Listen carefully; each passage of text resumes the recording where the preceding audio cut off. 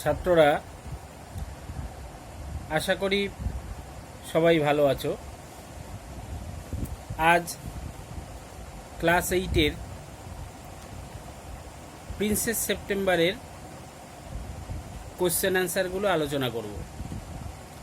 তোমাদের অ্যাক্টিভিটি 1 থেকে অ্যাক্টিভিটি 7 পর্যন্ত ট্রাই করতে বলেছিলাম। কীরকম ট্রাই করেছো, কতটা কারেক্ট হয়েছে মিলিয়ে নাও, যেসব জায়গায় ভুল হয়েছে সেগুলো ঠিক করে নাও। প্রথমে অ্যাক্টিভিটি 1, এখানে কারেক্ট অল্টারনেটিভ চুজ করতে বলেছে। এখানে দেখো নাম্বার 1 রয়েছে, when the little bird hopped into Princess September's room she ওয়াজ।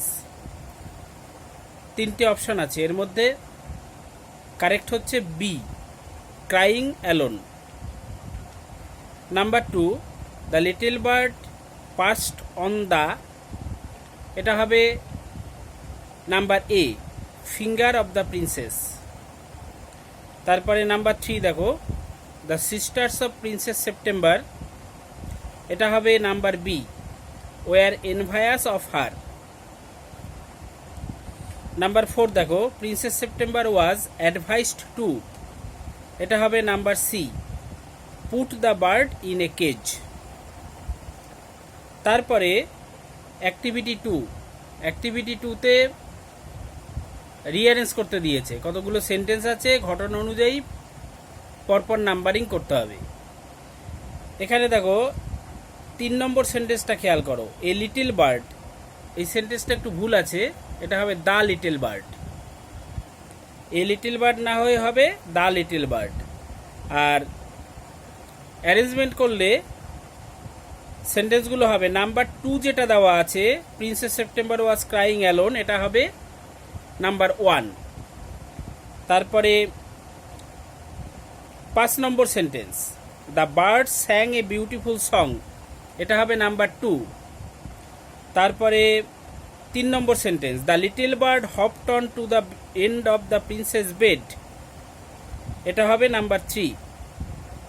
তারপরে 1 number sentence, all the sisters came together to advise Princess September, এটা হবে নাম্বার 4। তারপরে 6 number sentence, the princess was advised to put the bird into a cage, এটা হবে number 5। আর 4 নম্বর sentence যেটা দেওয়া আছে, Princess September feared that the bird might forget her, এটা হবে নাম্বার 6। এরপরে অ্যাক্টিভিটি 3, অ্যাক্টিভিটি 3তে একটা কোশ্চেন রয়েছে, how do you think princess September spent her days when the bird was away. মানে যখন পাখিটা তার কাছে ছিল না, তখন প্রিন্সেস সেপ্টেম্বরের দিন কেমন কেটেছে বলে তোমার মনে হয়।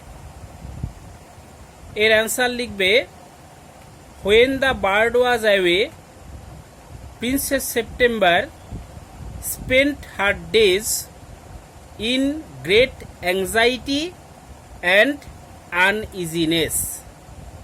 অর্থাৎ পাখিটা যখন ছিল না সেই সময় তার বড় উদ্বেগ এবং অস্বস্তিতে দিন কেটেছে। এরপরে দেখো নাম্বার অ্যাক্টিভিটি 4, অ্যাক্টিভিটি 4-এ চলে যাও। অ্যাক্টিভিটি 4-এ কতগুলো সেন্টেন্স কমপ্লিট করতে দেওয়া হয়েছে। কতগুলো সেন্টেন্স ইনকমপ্লিট আছে, টেক্সট থেকে ওয়ার্ডস নিয়ে সেই সেন্টেন্সগুলো কমপ্লিট করতে হবে। নাম্বারে আছে, the little bird was surprised when, এরপরে লিখবে, Princess September put him in a cage and shut its door on him. তারপরে দেখো বিতে রয়েছে, at dawn the little bird wish to be let out from the cage because. তারপরে লিখবে, he wanted to have a good fly while the dew was still wet on the ground. Number C দেখো, Princess September told the bird he was better off in the cage because. তারপরে লিখবে he had the assurance of sufficient food and security there. তারপরে D দেখো, ডিতে দেওয়া আছে the bird told the princess that it could not sing as. তারপরে লিখবে it could not see the trees, the lake and the green rice growing in the fields.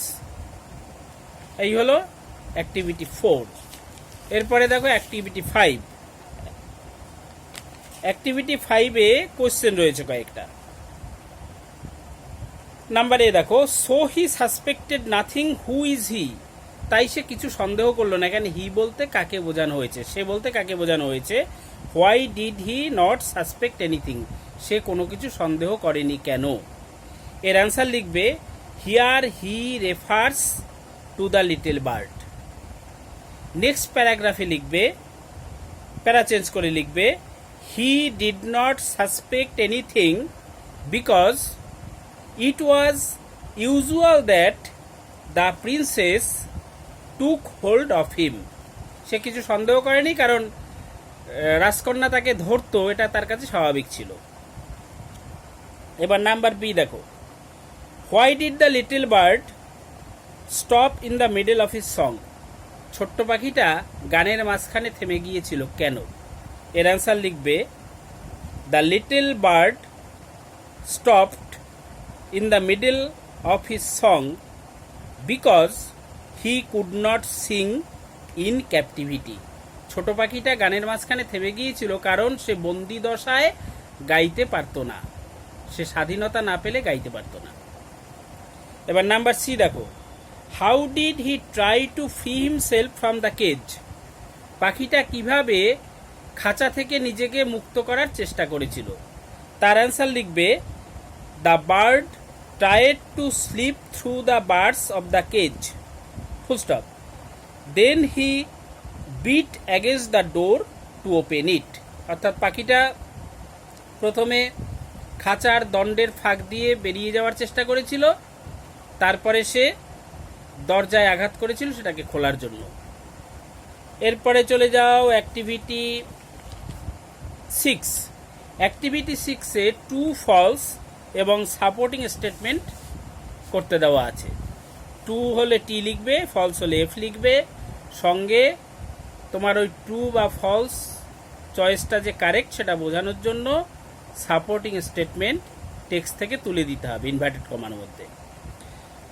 প্রথমে এ দেখো, the little bird was happy to C the rice fields and the lake from within the cage. অর্থাৎ খাঁচার মধ্যে থেকেই ওই ধান ক্ষেত, তারপরে হ্রদ এসব দেখে পাখিটা খুশি হয়েছিল।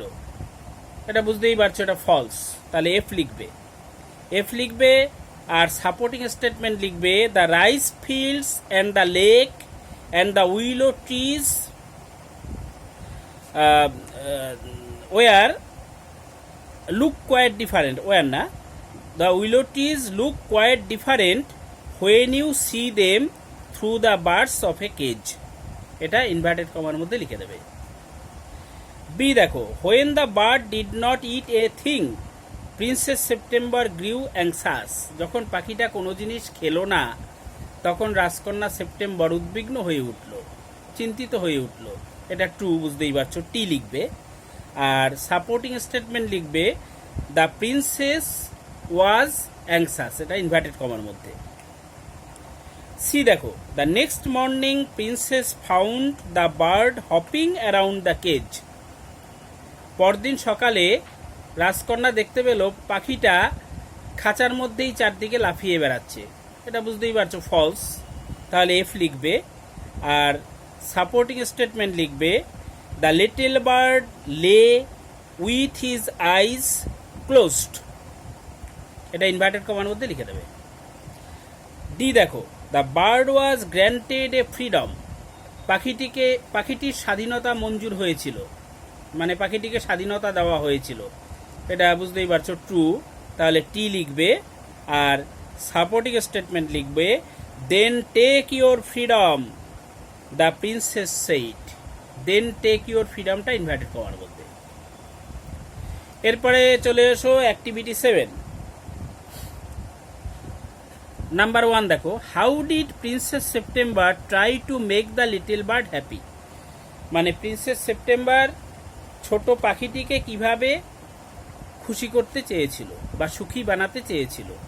এর অ্যান্সার লিখবে, Princess September tried to make the little bird happy by taking it in a cage to the lake, the willow trees and the rice fields. অর্থাৎ রাজকন্যা সেপ্টেম্বর পাখিটিকে খাঁচার মধ্যে করে হ্রদ, তারপরে উইলো গাছ, ধান ক্ষেত এসবের কাছে নিয়ে গিয়ে একে খুশি করতে চেয়েছিল। নাম্বার বি দেখো, why did the princess give a সব অফ রিলিফ। রাজকন্যা একটা স্বস্তির নিঃশ্বাস ফেলেছিল কেন। এর অ্যান্সার লিখবে, দ্য প্রিন্সেস গেভ এ সব of relief because she felt that the bird was not dead. রাজকন্যা স্বস্তির নিঃশ্বাস ফেলেছিল কারণ সে অনুভব করতে পেরেছিল যে পাখিটি মারা যায়নি। নাম্বার সি দেখো, why was the little bird granted freedom by the princess. ছোট পাখিটিকে রাজকন্যা স্বাধীনতা দিয়েছিল কেন। এর অ্যান্সার লিখবে, the little bird was granted freedom by the princess because the bird could not live without freedom and the princess loved him enough to let him live।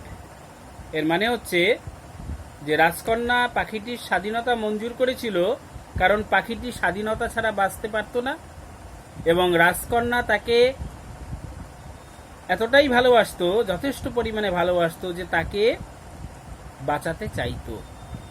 রাজকন্যা চাইতো পাখিটা বাঁচুক এবং পাখিটা স্বাধীনতা ছাড়া বাঁচবে না, তাই তাকে স্বাধীনতা দিয়েছিল। তারপরে নাম্বার ডি দেখো, then he opened his wings and flew right away into the blue. তারপরে সে ডানা মেলল এবং সোজা নীল আকাশে উড়ে গেল। Would the little bird return to the princess again. এই ছোট্ট পাখিটি কি রাজকন্যার কাছে আবার ফিরে আসবে? Give reasons for your answer.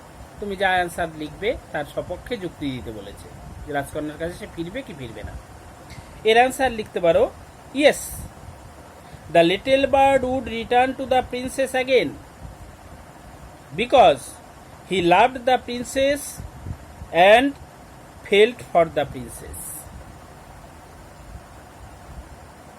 হ্যাঁ, ছোট পাখিটি রাজকন্যার কাছে আবার ফিরে আসবে কারণ সে রাজকন্যাকে ভালোবাসে।